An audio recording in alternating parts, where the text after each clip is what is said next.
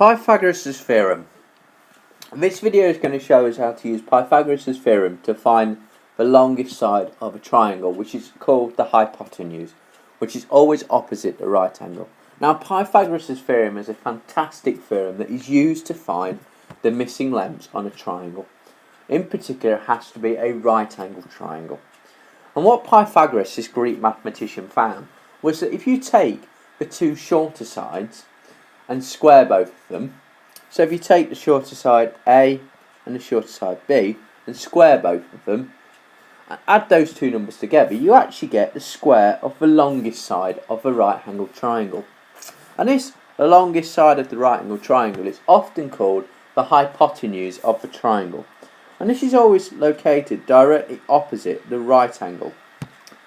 And his rule in general is stated as a squared plus b squared equals c squared, which you do have to learn.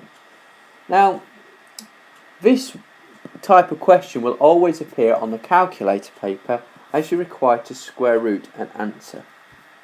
So, a squared plus b squared equals c squared. Now, the first key thing to do whenever you're asked to find the missing length using Pythagoras on a right angle triangle is to firstly label each part of the triangle.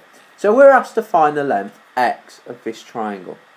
Now, this x, we can see, is directly opposite the right angle, which means this length here must be the c, the longest side of the triangle. Now, the other two we're going to label as a and b. It doesn't matter which way round you label these two, but I'm just going to keep it the same as my diagram up here.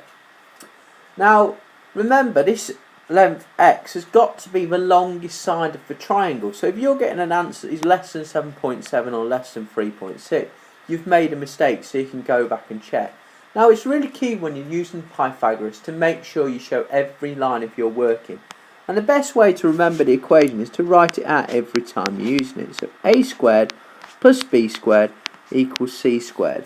And what we're going to do is where a is, we're going to put in our value of 3.6. So we're going to put in 3.6 squared. And where we got our b, we're going to put in 7.7 squared. Now, as I said earlier on, this is going to be on a calculator. So 3.6 squared is 12.96. And 7.7 squared is 59.29, and that is equal to the longest side squared.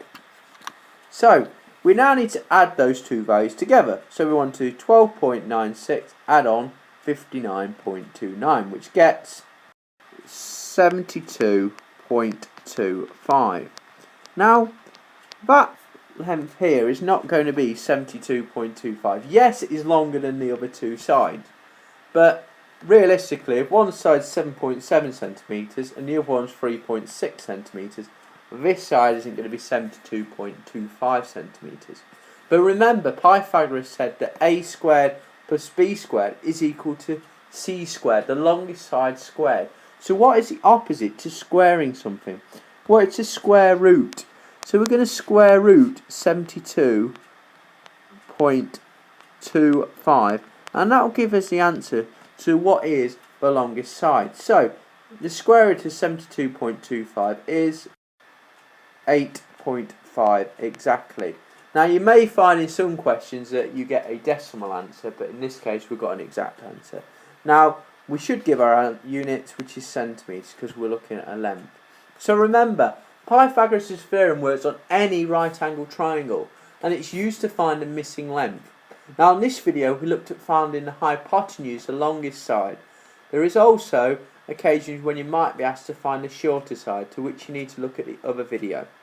So remember, if you always follow these steps exactly, you'll be able to tackle any Pythagoras' question. Occasionally you might have a worded question where you have to draw a diagram, but the working will be exactly the same step. But remember, you must square root at the end to get what the length is.